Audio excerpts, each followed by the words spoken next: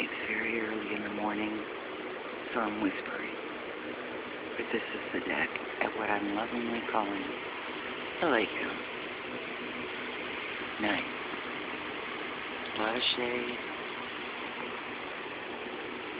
Dark. Hammer. Colorful chair because I'm trying to get out of my beige and black and gray. So, that's the deck.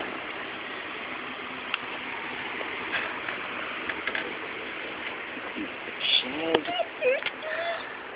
Simon crying because I'm not playing with him. Fire pit, which we can't use because there's a burn ban. The yard. The road beside the property where there's no other house.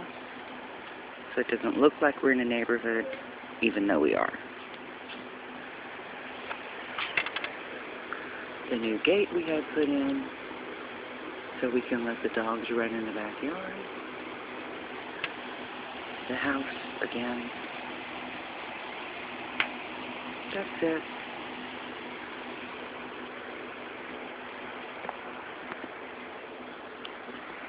The shade.